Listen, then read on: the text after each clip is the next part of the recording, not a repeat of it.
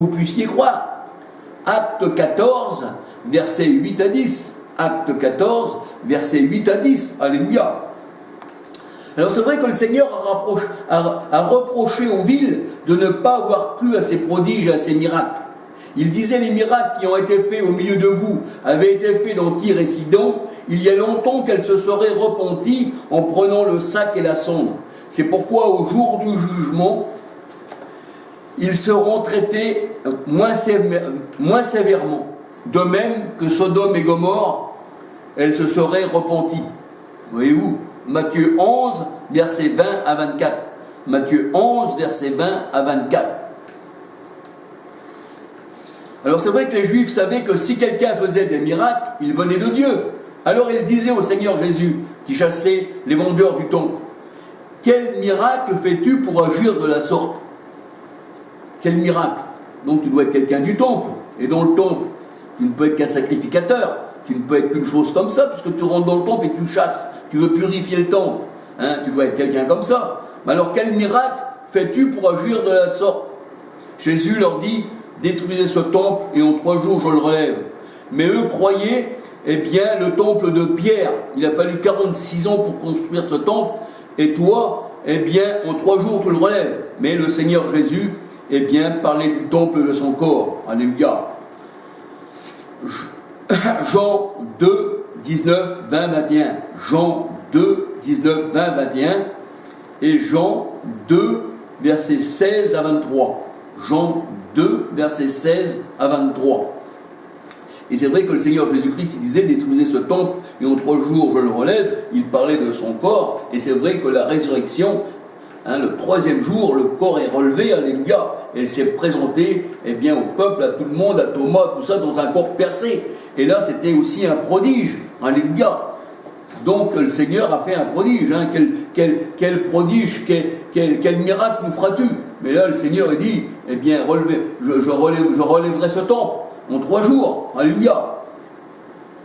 Et il y a même d'autres qui disaient à Jésus: quel miracle fais-tu pour que nous croyions en toi? Quel miracle fais-tu pour que nous croyions en toi? Voyez-vous, c'était toujours la vue. Il fallait voir pour qu'on puisse croire. Jean 6, verset 30. Et c'est vrai que la non-croyance en Jésus, empêchait de faire des miracles dans certains endroits. Voyez-vous, il y avait des endroits où on rejetait le Seigneur. Le Seigneur, là, il dit: c'est pas la peine que je fasse des miracles. Parce que même s'ils les voient, ils me rejettent, ils ne croiront pas. Un peu comme ceux qui voulaient tuer Lazare après l'avoir vu ressuscité par le Christ. Alléluia. Marc 6, versets 1 à 6. Marc 6, versets 1 à 6. Alors aujourd'hui, ce qui remplace la loi, c'est l'amour. C'est ce que la parole de Dieu nous dit. C'est la loi de Christ, c'est l'amour. Romains 12, verset 10. Matthieu 7, verset 12. Matthieu 7, verset 12. Alors, puisque Jésus a accompli la loi de Moïse, les psaumes et les prophètes, voyez-vous, les psaumes et les prophètes, alléluia, Luc 24, 44, ainsi que les nations, sans le savoir, ont accompli tout ce qui se lisait chaque sabbat, Acte 13, versets 27, 28, 29, c'est-à-dire que les nations aussi, sans le savoir, ils ont accompli ce que le Seigneur Jésus voulait. Parce que vous savez que les Romains, tout ça, quand ils ont percé le corps de Jésus-Christ avec la lance, c'était écrit afin que ça s'accomplisse. Donc ils accomplissaient sans le savoir, la parole de Dieu. Et là, la parole de Dieu nous dit, que les païens ont accompli, tout ce que Dieu voulait que les païens accomplissent. On vient qu'encore que là, ces païens-là, ils n'étaient pas pris d'un démon, mais c'était le Seigneur, qui les a pris à dessein pour accomplir ses plans. Et la parole de Dieu nous dit que Christ est la fin de la loi. Romains 10, verset 4. Et nous sommes passés sous la grâce, après que le temple de Jérusalem fut détruit. Parce que tant que le temple était là, on était encore dans la grâce et en même temps dans la loi. Alors c'est vrai que les prophéties ont pris fin, qui dit le Seigneur, la parole de Dieu. Et oui, et aussi la loi de Moïse. Alors c'est pour ça que la parole de Dieu nous dit, donc aujourd'hui 3 choses demeurent. Aujourd'hui donc 3 choses demeurent. La foi, l'espérance, l'espérance de la vie éternelle, bien sûr, maintenant, même après notre mort, et l'amour. mais la plus grande de ces choses, la parole de Dieu nous dit, c'est l'amour. 1 Corinthiens 13, versets 8 à 13. C'est pour ça que le Seigneur il dit, les langues disparaîtront, les langues disparaîtront, la prophétie disparaîtra, tout disparaîtra, et maintenant ce qu'il demeure, le Seigneur il dit, eh bien c'est l'amour. Et l'amour, eh bien elle ne disparaîtra jamais, parce que l'amour est Dieu, alléluia, car Dieu est amour. Alors la parole de Dieu nous dit maintenant, le juste ne vit plus par la vue, puisque maintenant c'est la foi qui compte.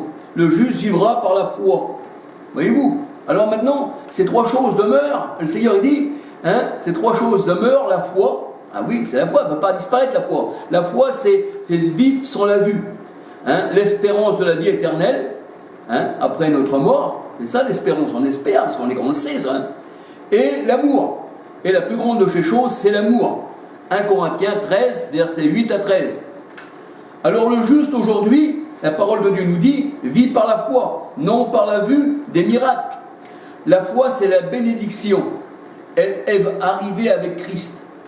Et oui, elle est arrivée à Christ, la bénédiction. Alléluia. On peut lire ça dans Habakkuk 2, verset 3-4. Habakkuk 2, verset 3-4. Et Hébreux 10, verset 37-38. Hébreux 10, verset 37-38.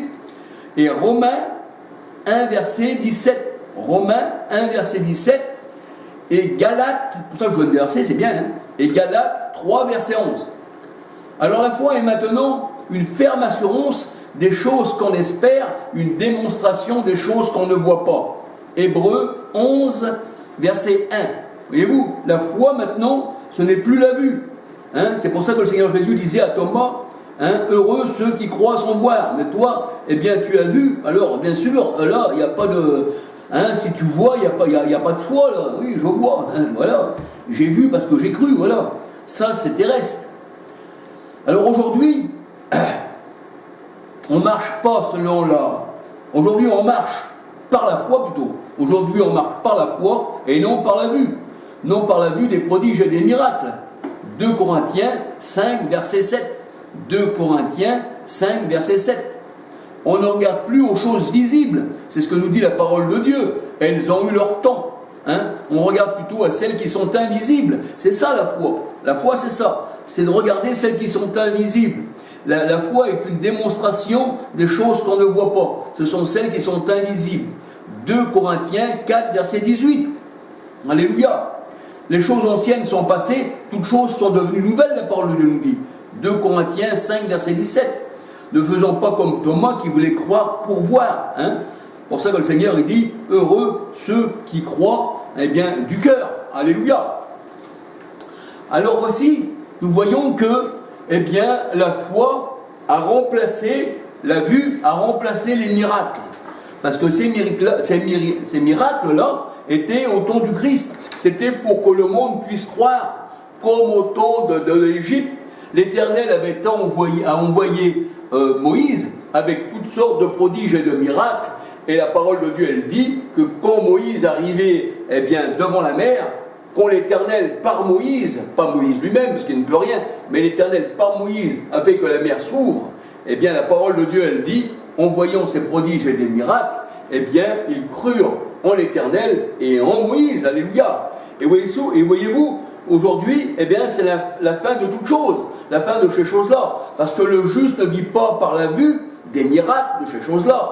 Ces miracles-là avaient un but, ces prodiges-là avaient un but, c'était pour que les gens puissent croire. Mais aujourd'hui, si vous voulez voir des miracles pour croire, alors vous n'avez pas la foi, parce que vous êtes toujours charnel, vous voulez voir les choses charnelles. Mais là, la parole de Dieu, elle dit, trois choses demeurent, la foi, l'amour, l'espérance. Alléluia. Les prophéties, les langues, tout ça ont disparu, les miracles, tout ça ont disparu, et aujourd'hui, il n'y a plus rien, parce que tout est spirituel. Alléluia. Maintenant, si vous regardez encore aux choses, comme au pain de la Sainte Seine, comme à ces choses-là, comme au pain et au vin, le Seigneur dit, voici, j'envoierai une nouvelle avec vous dans le royaume de Dieu. Et nous savons que le royaume de Dieu ne vient pas de manière après les regards, dit le Seigneur, mais le royaume de Dieu est au milieu de vous. Et ça, c'est une Sainte Seine, c'est un vin qu'on boit dans le royaume de Dieu parce qu'il règne en nous, alléluia. Et bien sûr, on ne finira pas de régner, même au-delà de notre mort. Alléluia. Eh bien, ce soir, c'est ce que je voulais vous dire. Que le Seigneur vous bénisse, que le Seigneur vous chérisse. Alléluia. Amen. Gloire au Seigneur. Et je referai peut-être encore une petite vidéo, si Dieu le permet. Parce que j'ai pas mal de choses que le Seigneur me montre, mais des fois c'est très difficile à expliquer. On le comprend de nous-mêmes, mais pour le mettre, hein, c'est comme quelque chose qu'on voit dans son esprit, mais qu'on voudrait le mettre en application sur quelque chose, eh bien des fois c'est difficile.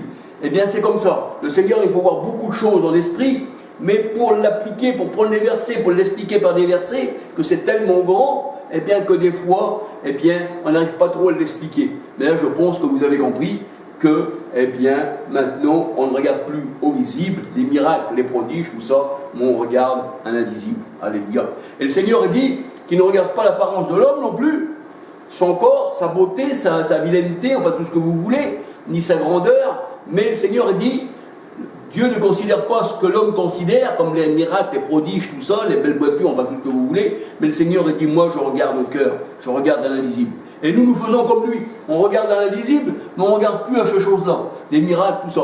Ça ne veut pas dire que le Seigneur, il ne peut pas faire encore aujourd'hui quelque chose, non. Libre à lui, c'est lui qui voit, alléluia.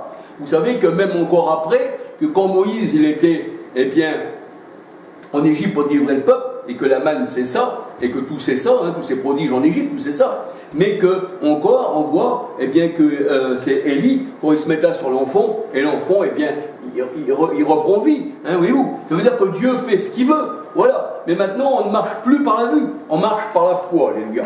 Que le Seigneur, eh bien, vous bénisse, vous ouvre les oreilles, alléluia, et surtout l'esprit. Amen. Gloire au Seigneur, alléluia.